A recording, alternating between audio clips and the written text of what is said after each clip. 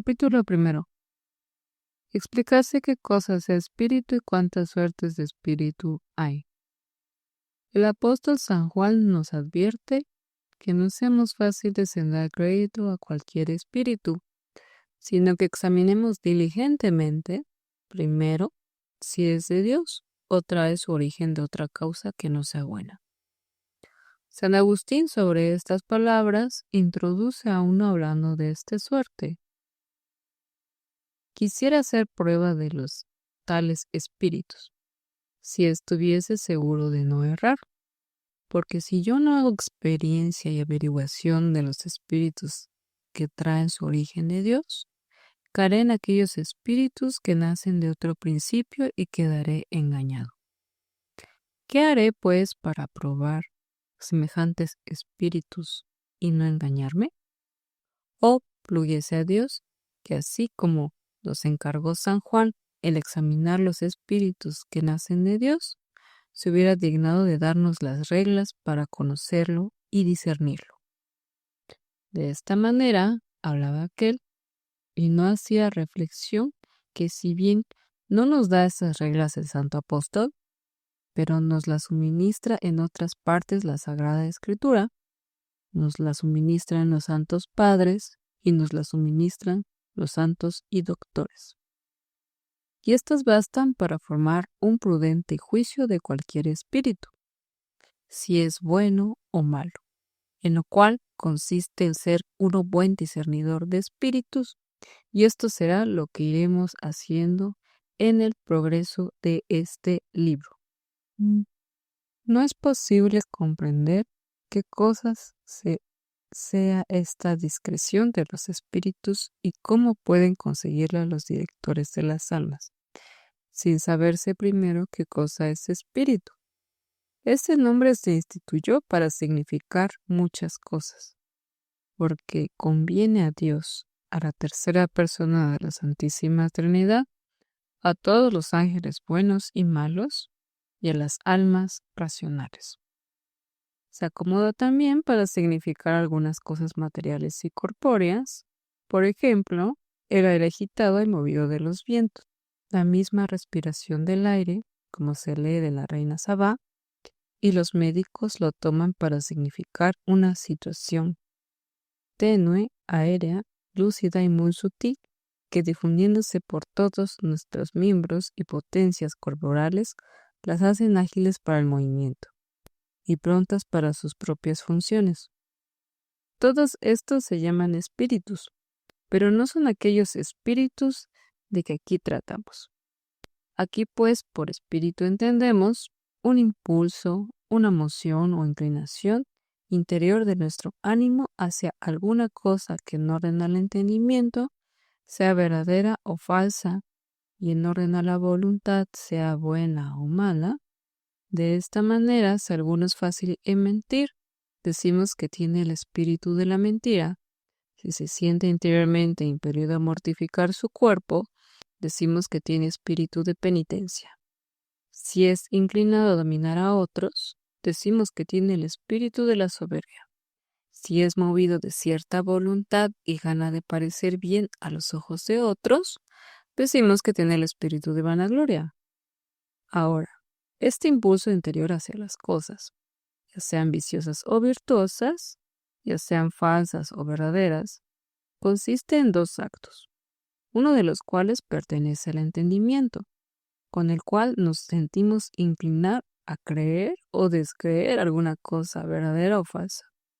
El otro pertenece a la voluntad, con el cual nos sentimos movidos a abrazar o rechazar alguna cosa buena o mala.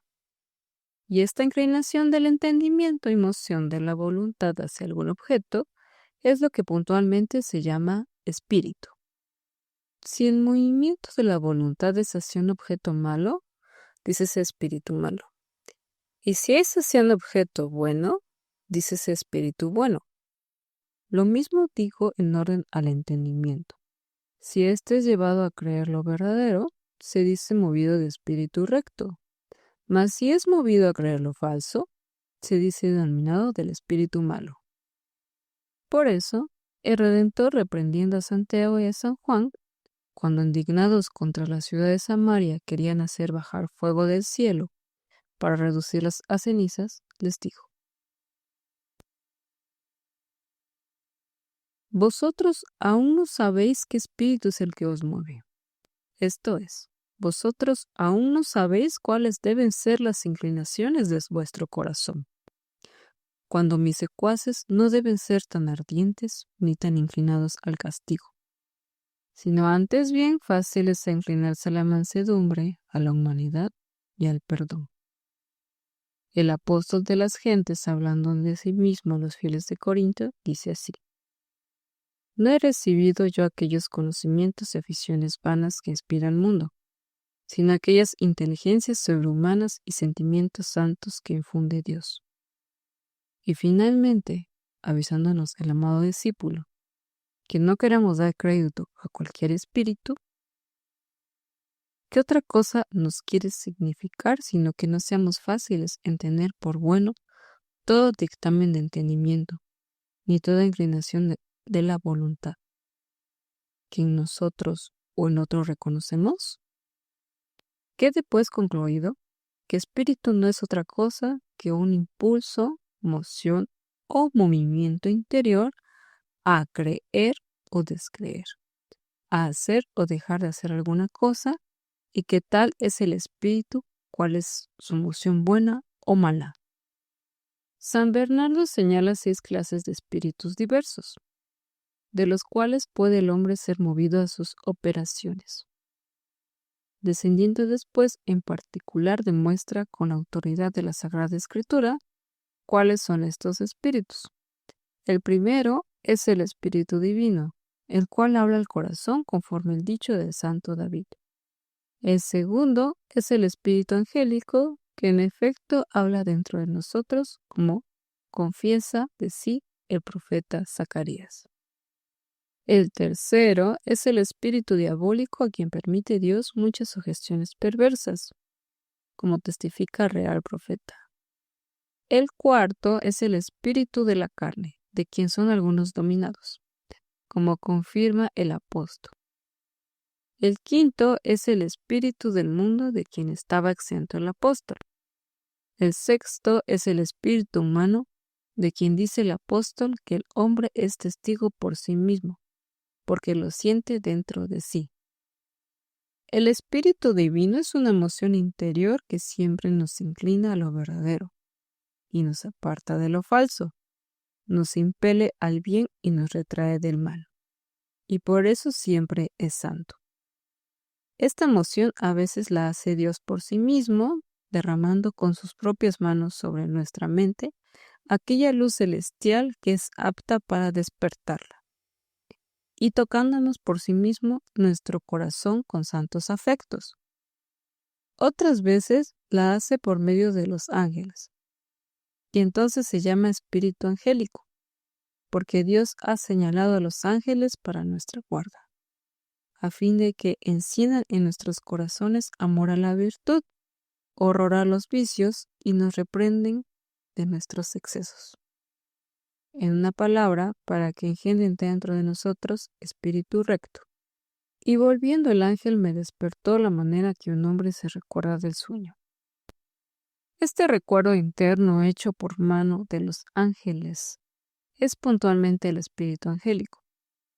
El espíritu diabólico es un impulso o movimiento interior que siempre nos lleva a lo falso o a lo malo y nos aleja del bien, y por eso es siempre malo.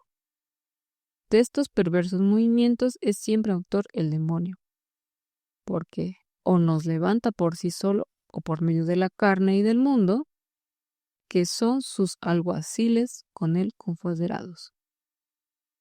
El espíritu de la carne en nosotros es una inclinación a los deleites del sentido pertenecientes al paladar o al tacto, o a la vista, o al oído, o al olfato.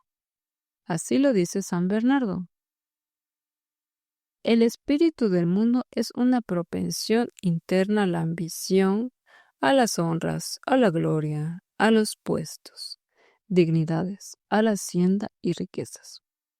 Por eso prosigue diciendo el citado santo doctor: Después de haber dicho el melifluo doctor que cuando nos sentimos incitados al placer, al honor, a la riqueza, obra el demonio en nosotros por medio de estos sus dos pérfidos compañeros, carne y mundo.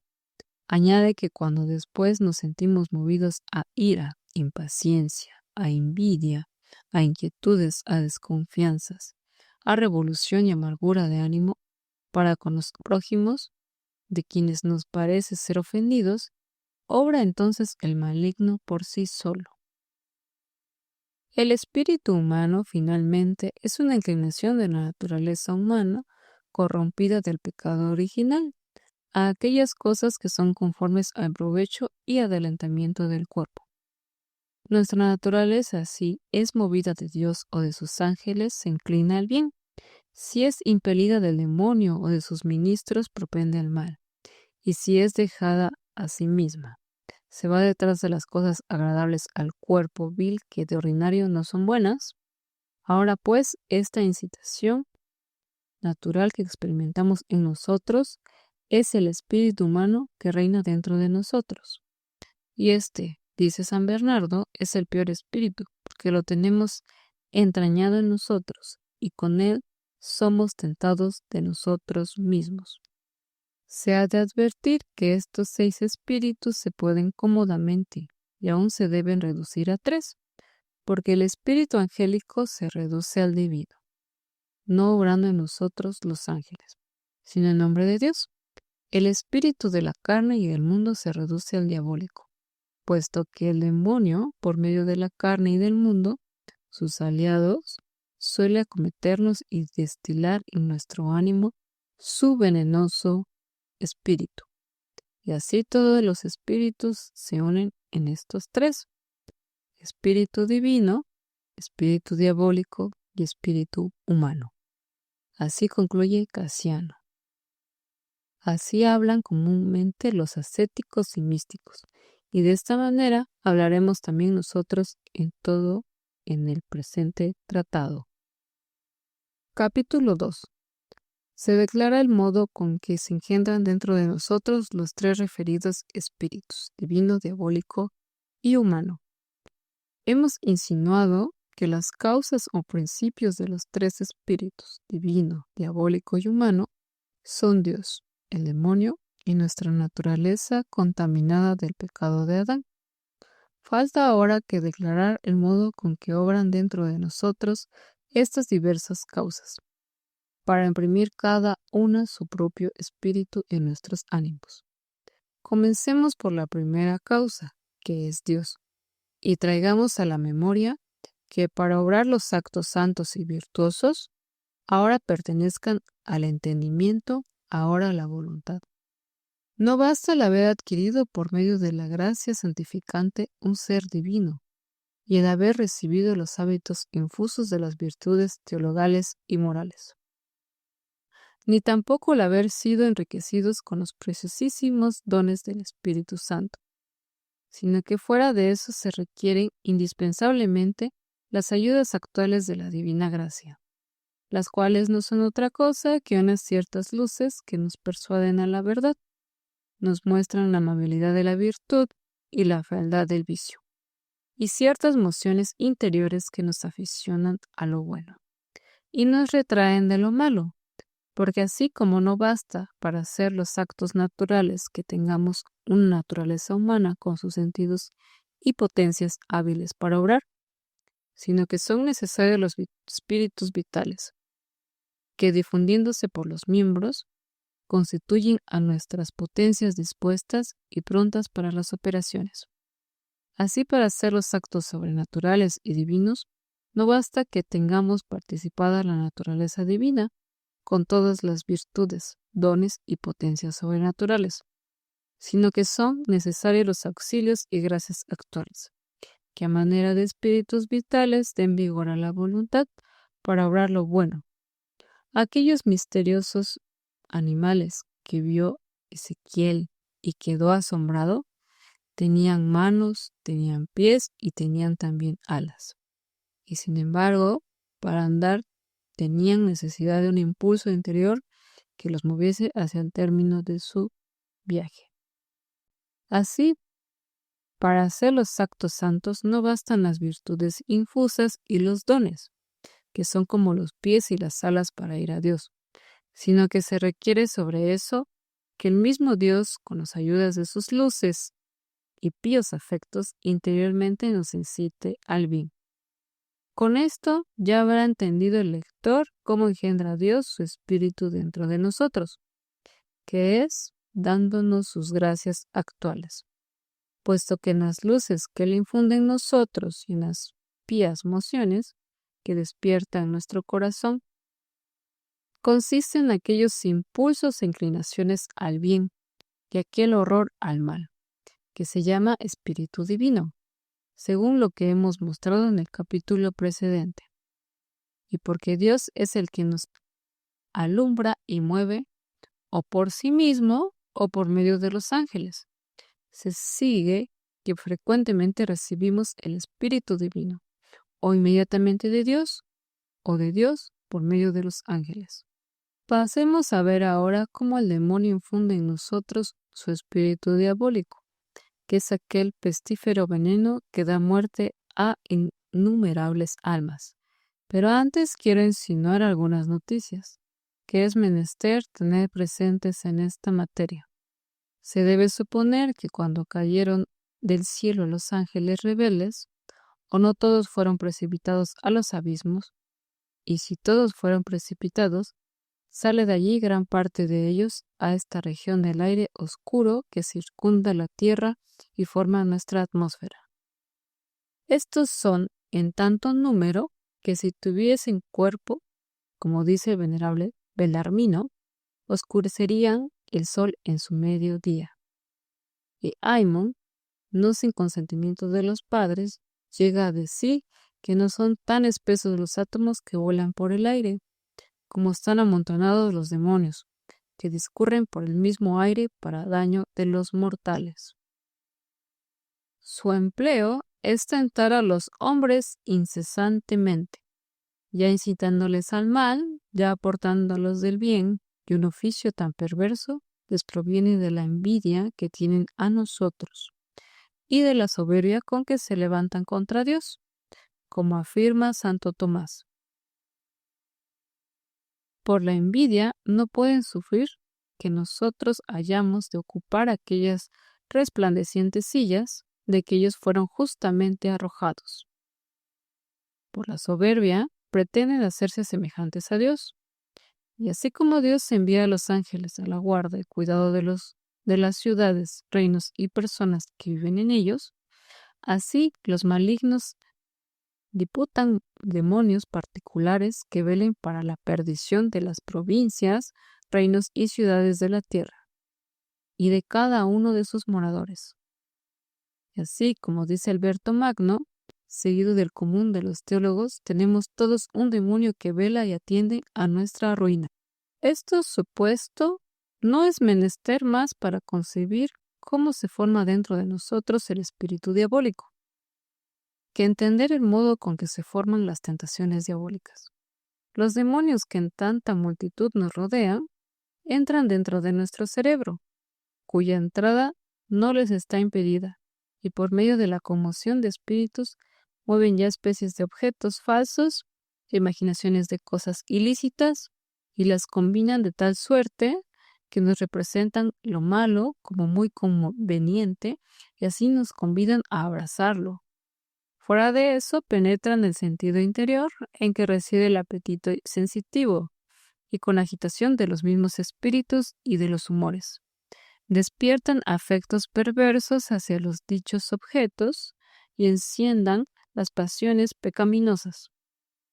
Estos pensamientos, pues, unas veces falsos y otras malos, y estas aficiones perversas son puntualmente aquellas propensiones, aquellos impulsos y aquellos estímulos para lo malo, que nosotros llamamos espíritu diabólico. Mas se ha de advertir que según la doctrina de San Bernardo, cuando el demonio nos asalta por sí mismo, ingiere en nuestros ánimos amargura de espíritu, porque excita entonces pensamientos turbios. afectos inquietos, agitaciones penosas, desconfianzas, caimientos de ánimo, desesperaciones, envidias, odios, rencores, tedios y melancolías de mucho tormento. Cuando empero nos inviate por medio de sus ministros, la carne y el mundo, imprime en nosotros espíritu dulce, pero falaz y lisonjero, porque entonces despierta en nuestro ánimo especies y deseos gustosos de placeres, de honores, de preminancias, de fausto y riquezas, con que nos pinta delante de los ojos del entendimiento una falsa felicidad, que después viene a parar en una verdadera infelicidad temporal y eterna. Finalmente, para entender cómo produce en nosotros el espíritu humano nuestra naturaleza corrompida por el pecado original, es necesario acordarse de lo que era la naturaleza humana antes del pecado de Adán y de lo que es al presente, antes que nuestro primer padre cayese en su tan sabida culpa. La concupiscencia obedecía obsequiosa a la razón, ni podía levantarse tumultuariamente contra el imperio de la voluntad, porque el gran don de la inocencia que entonces poseía tenía las especies bien arregladas, y los humores corporales y pasiones bien ordenadas, y sujetas al imperio de la razón. Pero después que con el pecado de Adán fue nuestra naturaleza herida con aquel golpe mortal, perdió los dones de la gracia, y especialmente el don de la justicia original y de la integridad, y quedó grandemente debilitada en sus bienes naturales. Entonces fue cuando el entendimiento quedó oscurecido, la imaginación instable y la voluntad débil y flaca, y desenfrenada la concupiscencia comenzó a sublevarse con todas sus pasiones contra la voluntad y contra la razón, y a no querer sufrir el freno de la subordinación. Este es el estado miserable en el que al presente nos hallamos, y por eso nuestra naturaleza así desconcertada de ordinario nos impele a aquellas cosas, con las cuales tiene amistad la carne, el mundo y el demonio. Estos impulsos, pues, o movimientos por lo común defectuosos, en cuanto provienen de nuestra naturaleza, se llama espíritu humano. Mas no es fácil, dice San Bernardo, el discernir si los movimientos internos del ánimo provengan o de la naturaleza humana, o del demonio, o de la carne, o del mundo confederados, para nuestro daño. Porque inclinándose nuestra corrupta naturaleza a querer las cosas que quieren aquellos sus tres grandes enemigos, no es posible conocer si ella por su sola corrupción o aquellos con sus instigaciones sean la causa de tales movimientos defectuosos. De aquí prosigue diciendo que poco importa semejante discernimiento, porque siendo estos impulsos de una misma cosa y todos igualmente peligrosos y nocivos, todos se deben rechazar con solicitud y diligencia. Con todo esto, porque en algún caso puede ser conveniente para la buena dirección de las almas el entender de dónde nacen sus malos movimientos, si de dentro de la corrupción de la naturaleza o de fuera de la instigación del demonio. Daré aquí aquellas conjeturas que se pueden tener. Las cosas que tienen su origen de nosotros mismos y de nuestra naturaleza, espontáneamente las emprendemos y espontáneamente las dejamos. Mas aquellas cosas que nuestros enemigos nos ingieren de afuera, se imprimen en nosotros con mucha fuerza. Ni podemos con facilidad impedir sus progresos, porque es otro el que obra de dentro de nosotros, a pesar de toda nuestra resistencia. A más de eso, los impulsos de la naturaleza suelen de ordinario tener alguna causa natural que los despierta. Pero las sugestiones del demonio nacen las más veces de improviso, o sin alguna causa, o por muy ligera ocasión. Algunos añaden otras conjeturas. Si la tentación tuvo principio de malos pensamientos y perversas imaginaciones ingeridas sin motivo, o por muy tenue causa, se le da señal que su autor fue el demonio, pues parece que en este caso falta causa natural bastante para levantar este fuego. Pero si la tentación comienza por la rebelión del sentido y para después ejercitar en la mente pensamientos pecaminosos, convendrá dar la culpa a la natural conmoción de los humores y espíritus, y por consiguiente a la perversidad de la naturaleza inclinada al mal. Con esta regla descubrió San Felipe que cierta tentación impura que sintió había sido sugerida por el enemigo infernal, que con semblante de un pobre se le apareció junto al anfiteatro romano.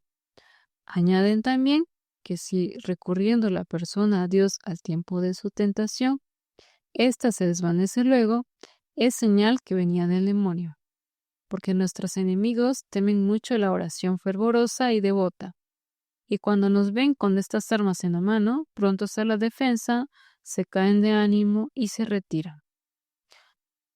Mas, si recurriendo la persona con fervor a la oración, no cesa la tentación, será indicio de que nace esta de dentro de la fragilidad de la naturaleza, porque no queriendo orar Dios extraordinariamente, ayuda a la voluntad para resistir y deja que la naturaleza siga su curso. En suma, observe el director el modo con que se levantan y duran las tentaciones, y tendrá luz bastante para conocer cuáles sean sus autores. Porque a la verdad, ciertos modos violentos, improvisos, obstinados y sin ocasión suficiente, no suelen tener su origen de la naturaleza, de quien es propio proceder más sosegadamente y con naturalidad en sus movimientos, aunque sean desarreglados. Es verdad que estas reglas no son infalibles, pero con el largo manejo de las almas llega el director, por medio de ellas, a conocer de qué principios provienen ciertos impulsos pecaminosos que padecen. Y sirviéndose oportunamente de las tales noticias, pueden después aplicarles remedios acomodados a su necesidad. Advierta el lector que si bien he puesto yo la esencia de los espíritus en las mociones actuales internas que solemos experimentar, y he constituido toda su diferencia según la diversidad de los tales movimientos, con todo eso suele aplicarse también el nombre de espíritu a las causas y principios de las tales mociones. Así, no solamente se llama espíritu divino aquel impulso santo que el hombre en sí mismo experimenta, sino también se dice espíritu divino el mismo Dios, en cuanto produce estos santos estímulos en el corazón del hombre. No solo se llama espíritu diabólico aquel incentivo al mal que tal vez padecemos dentro de nosotros, sino también el mismo demonio, en cuanto excita estos pésimos incentivos en nuestros corazones. Lo mismo se dice del espíritu humano.